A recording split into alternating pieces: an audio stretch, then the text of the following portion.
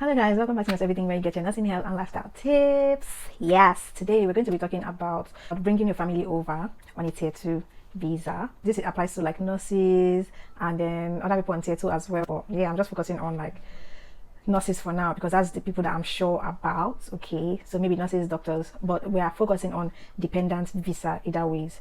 So I'm getting a lot of questions from different people, even before now, like way before now. I've been answering a lot, but like I'm just going to put it on here because it's also going to, get out with like outside my reach. So even if people are not able to like reach out to me directly, at least when you come across this video, you'll be able to know all the important details about bringing your family over to the UK. Another thing that I would like to make known is that the description box is, when I say the description box down below, I realize a lot of people are confused because like they keep coming back to ask me like, where's the link that you say you posted? Sis, you didn't post the link, Yes, so let me just describe where the description box is. You see the way you're watching my video, now you see the title under my video. There's kind of like a downward arrow, like a V down here.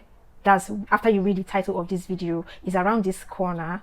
I hope I'm pointing to the right place. So just click on that arrow.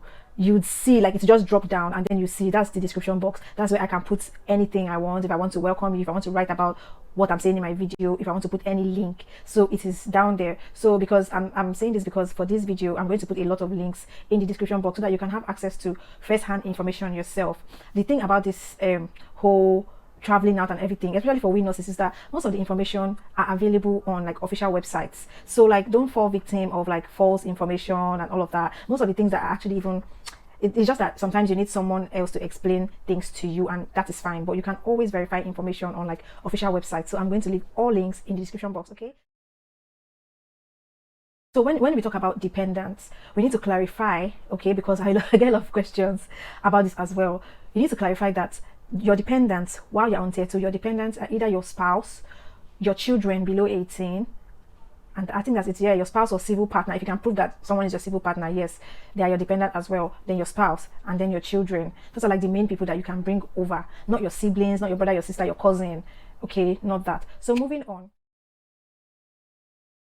I'm going to mention the documents that you need to bring your spouse over, and then I'll add the one for children. Okay, so if this is what you're interested in, please stick around and then watch the video to the end. Okay, so the documents you're going to be needing to bring your spouse over includes, so they should have an international passport. That passport has to be valid.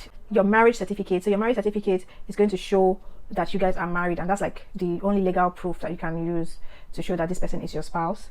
Of course, you need your certificate of sponsorship. That's your COS. They need a police report. So police report is the police clearance certificate. They can get that at the police station for a fee. I think right now it's no longer as cheap as it used to be. I think it's around like more than 25,000 naira now, between 25 and maybe 40 or 50,000 naira depending. So you just find out. So they need the tuberculosis certificate, and then under your COS, they need to show that if maintenance is ticked in your certificate of sponsorship, that means that it covers you and your dependents. So it doesn't mean that your trust will give them money or show anything, but it's just like a backing. Yeah, if maintenance is ticked in your certificate of sponsorship, that means that your spouse or whoever you're bringing, your children, you don't need to show proof of fund for them. Okay, so that covers them. Yeah, but if maintenance is not ticked in your certificate of sponsorship, it means that you're going to have to show proof of fund. So before you bring your husband over, it has to show £285 for your spouse. Okay. So now the documents you need for your children or for your child is almost the same thing. You need the international passport. You need to provide your certificate of sponsorship, to provide that tuberculosis certificate. Then you need to provide a letter from you and your spouse showing that you both agree that your child is going to travel. Then back to the maintenance letter. So in your certificate of sponsorship, if maintenance is ticked, then you're good to go. But if maintenance is ticked no, it means that you have to show proof of fund for your child. So now for a child, £315 that you need to show that you have in your account. Okay, then for an additional child, that's £200. So let's give a scenario that you want to bring your husband and 2 children over. So that means you need to have £285 for your spouse, and you need to have £315 for your first child, and then you need to have 200 for your second child. So do the maths. Once you have all these documents, these are like basically the routine documents that you need to provide. All you need to do is just go to my description box. I'm going to leave the links to apply for visa. So there's a different link to apply for your spouse, and there's a different link to apply for your children. So all you need to do is just apply, fill the application form, and then book your biometrics. That's like basically it. Then you wait for everything, just follows itself like that. So like there's really no big deal. And another good news is that for the type of visa that we are under, which is like the health and care visa, the international health surcharge, which should be paid normally, is waived for your dependents. So they don't have to pay that international health surcharge fee. Okay, so that's like fantastic. I'm going to be answering some questions, like, because I have like a lot of questions, and there's some of them that are being asked frequently. So I'll just read them and just give my short answers to those ones, so that, I don't know, you can pick one or two things. This person asked me a question: is it possible to travel to the UK with my husband and son at the same time? I'm sure you went with your hubby. What was his process like? And is there a place in the registration where I'll indicate that I'm coming with my family? Lastly, how do I get an accommodation there? So yes, it's possible for you to travel, of course, with your husband and your son, as long as you have the means. If you can provide all those documents, you can provide all the requirements, there's really nothing stopping you. Okay, then there's really no special place in your registration. During NMC registration, nobody really cares like about whether you're bringing anybody or not. There's nothing indicating that in your NMC registration, but that'll probably be between you and your prospective employer. So that will be like probably whenever you get an interview, or like when you finally get an offer, then you can start letting them know. But of course, it would have been shown that you are married, but it doesn't mean that every married person wants to come with their spouse or their children. Sure. So it's just something that you communicate after, like, as time goes on. I get an accommodation. First of all, my trust provided accommodation for me, so it was part of my offer letter. I was provided 3 months accommodation.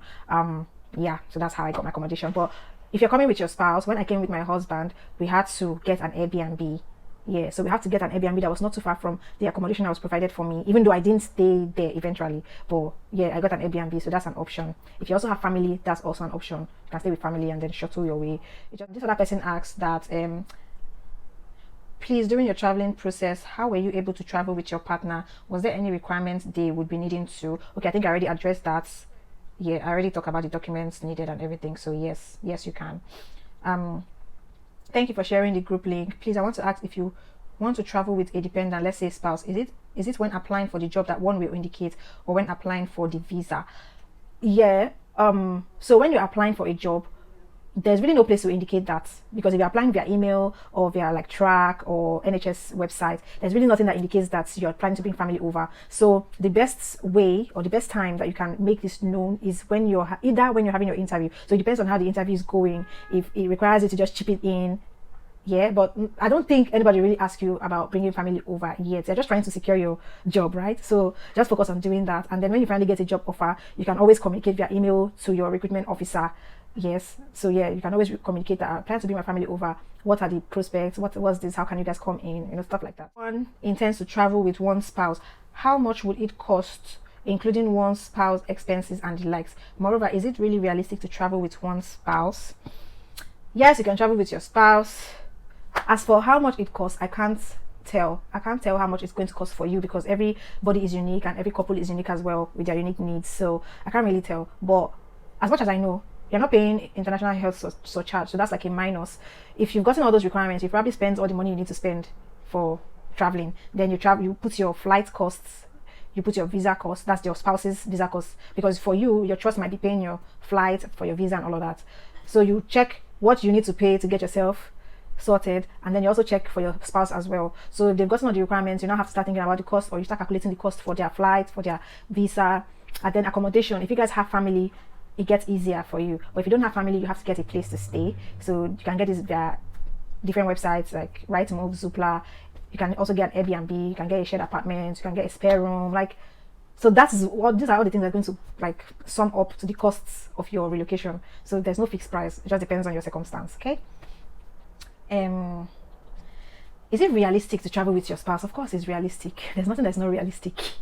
It's just that, once again, according to your circumstance, according to your situation. So for you, if there's no money between you and your spouse, if there's not much money to get yourself sorted with accommodation, everything, feeding, this and that, and then your offer is also something that won't give you that leverage. Maybe they won't pay you the first month, because I've heard somebody sign an offer that they wouldn't be paying the first month salary, they will pay after a month, something like that. One kind of arrangement.